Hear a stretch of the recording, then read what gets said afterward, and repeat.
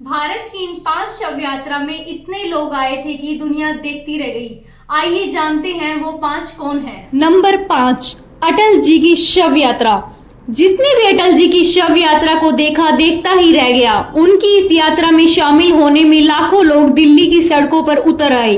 चारों तरफ सिर्फ सिर ही सिर दिखाई दे रहे थे। क्या देश क्या विदेश, युग पुरुष के निधन से पूरी दुनिया शोक में डूबी हुई थी।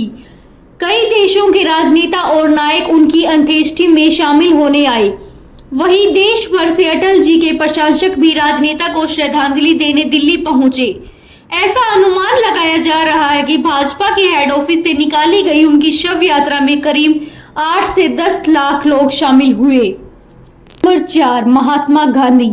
ये भारत के स्वतंत्रता आंदोलन के मुख्य नेता थे और अहिंसा आंदोलन से पूरे विश्व को प्रेरित करने वाले महानायक थे। 2 अक्टूबर 1859 में जन्मे महात्मा गांधी ने कानून की पढ़ाई की और भारत और साउथ अफ्रीका के मानव अधिकारों को आगे रखा। भारत के स्वतंत्रता आंदोलन में अहिंसक तरीकों से उन्होंने अंग्रेजों का बहिष्कार किया। 1947 में देश के विभाजन के बाद 30 जनवरी को नथुराम गोडसे ने उनकी हत्या कर दी। गांधी जी की मौत पर पूरा देश शोक में डूब गया था। क्या गांव क्या शहर, जिसे गांधी जी के निधन की खबर मिली वे सरपट दिल्ली की तरफ दौड़ चले। दुनिया भर के नेता इस अहिंसा के पुजारी को श्रद्धांजलि देने पहुंचे थे। बताया जाता है कि गांधी जी की शव यात्रा में करीब 20 लाख लोग पहुंचे थे। शव यात्रा में शामिल होने के लिए इतनी संख्या में लोग पहुंचे कि 5 मील की पूरी यात्रा करने में 5 घंटे से भी अधिक का समय लगा था। गांधी जी के शरीर को एक हथियार वाहन पर लगाया गया, जिसके ढांचे को रातों रात बदला गया, जिसमें एक तल ऊंची मंजिल बनाई जिससे कि लोग उनके अंतिम दर्शन कर सके। इसको चलाने के लिए इंजन का इस्तेमाल नहीं किया गया। इसके बजाय 50 लोग रस्सी से इस वाहन को खींच रहे थे। उस दिन इनके शोक में सारे राजकीय प्रतिष्ठान बंद रहे थे। साथ ही देश में 12 दिन का राजकीय शोक घोषित किया गया था। नंबर 3, प्रधानमंत्री जवाहरलाल नेहरू। देश के प्रथम प्रधानमंत्री जवाहरलाल नेहरू का निधन दिल का दौरा पड़ने की वजह से हुआ था।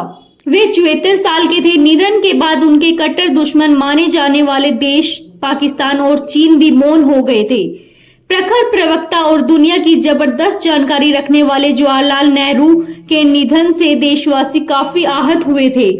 नेहरू के निधन की खबर दुनिया भर में आग की तरह फैली और आखिरी दर्शन के लिए लोग रात भर चलते हुए दिल्ली पहुंचे। बताया जाता है कि उनकी अंतिम यात्रा में शामिल होने के लिए लाखों की संख्या में लोग पहुंचे थे। सिर्फ देश ही नहीं, विदेश के राजनेता भी उनके अंतिम दर्शन करने पहुंचे थे। उनके निधन के बाद 12 दिनों का राजकीय शोक घोषित किया गया था। नंबर 2, इंदिरा गांधी। ये एक महिला देश की पहली महिला प्रधानमंत्री थी। उनके निर्णय के कायल खुद अटल बिहारी वाजपेयी रहे और उन्होंने इंदिरा को दुर्गा की उपाधि दी थी। इंदिरा को उनके ही अंग रक्षकों ने दोपहर में उनके सरकारी निवास पर ही गोली मार दी थी। इंदिरा की हत्या के बाद देश में एक अलग तरह का उन्माद फैल गया था। जगह जगह दंगे फसाद की खबरें आ रही थी। इंदिरा जी की जब हत्या हुई तब वे देश की प्रधानमंत्री थी। इंदिरा की हत्या की खबर आते ही देश भर में मातम छा गया था। यही नहीं, उस दौरान सिख विरोधी दंगे भी खूब बढ़ते थे। इंदिरा सबकी प्रिय नेता थी और ऐसा अनुमान लगाया गया था कि उनकी शव यात्रा में करीब 10 लाख लोग शामिल होंगे। लेकिन देश भर में दंगा फसाद इतना चल रहा था कि लोग पहुंच नहीं सके। करीब 3 लाख लोग ही उनकी आखिरी दर्शन के लिए पहुंच सके। नंबर 1, बाला साहेब ठाकरे। दिव्यांग शिवसेना प्रमुख बाला साहेब ठाकरे का निधन 17 नवंबर 2012 को मुंबई में हुआ था।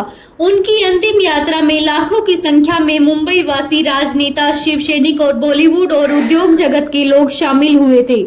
उनकी अंतिम यात्रा उनके बांद्रा स्थित आवास से शुरू होकर सेना भवन पहुंची थी, जिसके बाद उनके पार्थिव शरीर को अंत्येष्टि के लिए शिवाजी पार्क ले जाया गया। पुलिस का कहना है कि लाखों की संख्या में लोग अंतिम यात्रा में शामिल हुए। उनकी अंतिम यात्रा में करीब 2 लाख लोग उनके साथ साथ चले थे। जगह जगह लोग घर की छतों पर, पेड़ पर, पानी की पाइप पर चढ़कर उनकी एक झलक पाने की कोशिश करते दिखाई दिए थे। सबसे हैरानी की बात तो ये थी कि उनकी अंतिम यात्रा में पहुंचने वाली मुस्लिम महिलाएं रो रही थीं। और चर्च जाने वाले लोग भी उनकी अंतिम यात्रा में शामिल हुए। 86 वर्ष के ठाकरे का शव शीशे की बॉक्स में फूलों से सजाए खुले ट्रक पर रखा गया था। 1991 की काली शाम जब लिटे समर्थकों ने राजीव गांधी की हत्या की साजिश रची ही नहीं बल्कि उनकी हत्या में कामयाब भी हुए।